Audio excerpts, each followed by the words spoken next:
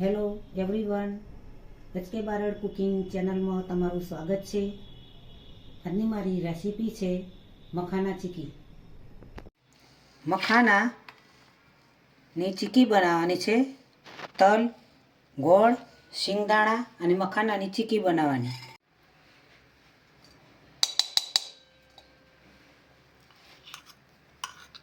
ઘી એડ કરી મખાના શેકવાના છે।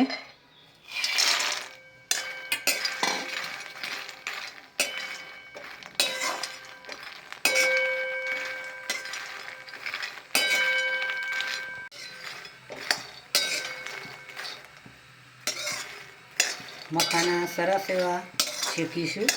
એવા સરસ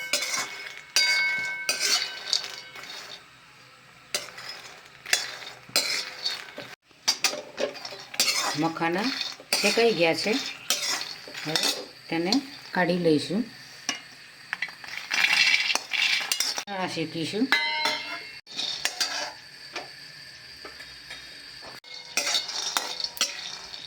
શિંગદાણા પણ લેવાના છે। હવે શિંગદાણા શેકી દઈશું। ઓલી શેકવાના છે। તલ શેકી દઈશું થોડા।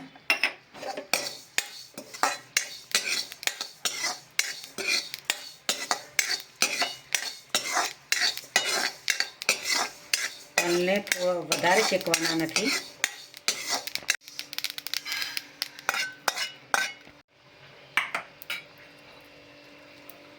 બે ચમચી જેવું પાણી એડ કરીશું। એની અંદર ગોળ લઈશું। 100 ગ્રામ જેવો ગોળ લીધો છે। હવે તેને ધીમે ધીમે હલાવતા જઈશું। ગોળને ઓગાળવાનો છે। દાણાને આ રીતે ભૂકો કરી દેવાનો છે।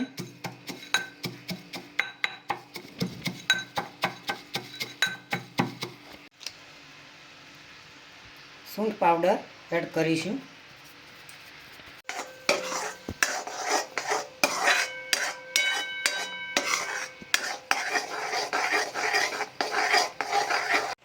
બેકિંગ સોડા એડ કરીશું। જેથી બેકિંગ સોડા એડ કરવાથી મોઢામાં ચોંટે નહીં તેના માટે નાખવામાં આવે છે।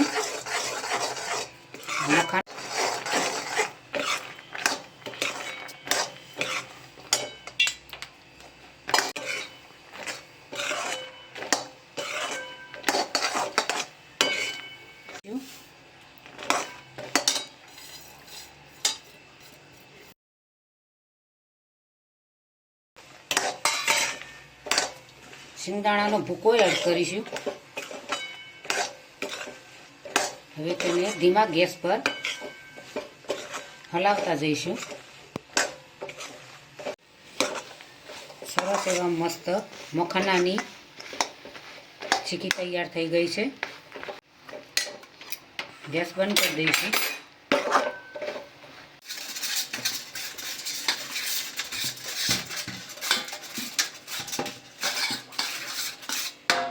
ઘી લગાવી દીધું આ રીતે।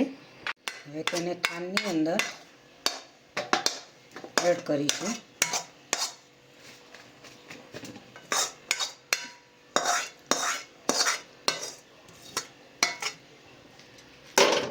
આ રીતે સરસ થાનની અંદર પોળા કરી દઈશું। તો આને ચીકી પણ થઈ શકે, રેવડી પણ યાદ આવે મખાનાને આ રીતે બનાવીને। તો મખાનાની રેવડી પણ કહી શકાય, ચીકી પણ કહી શકાય। જોઈ શકો છો મિત્રો, મસ્ત એવી ચીકી બની છે। મખાનાની અંદર પ્રોટીન, ફાઈબર, આયર્ન સબ અનેક પ્રકારના તત્વો આવતા હોય છે। હાડકાં મજબૂત દુખતા હોય, હાડકાં મજબૂત કરવા હોય તો મખાના ખૂબ જ જરૂરી છે શરીર માટે। તાકાત પણ આપે છે। મખાનાનો પાવડર પણ બને છે। તેને દૂધ સાથે પીવાથી શરીરની અંદર ખૂબ જ રાહત મળતી હોય છે। એક રીતે ઉપયોગી બને છે। ખૂબ જ શરીર માટે ખૂબ જ ઉપયોગી હોય છે। મખાના ચીકી બને આ રીતે રેવડી પણ તમે બનાવી શકો। ખૂબ જ મસ્ત રીતે બનાવી શકો। ખાવાની ખૂબ મજા આવે। ગુણોથી ભરપૂર મખાના હોય છે। શિયાળાની ઋતુમાં મખાનાની અવનવી વાનગીઓ બનાવીને તમે ખાઈ શકો. સરસ એવી ક્રિસ્પી બની છે ચીકી.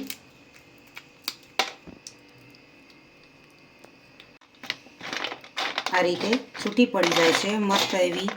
બાળકોને તો ખૂબ જ ભાવે, મોટાઓને પણ ખૂબ ભાવે.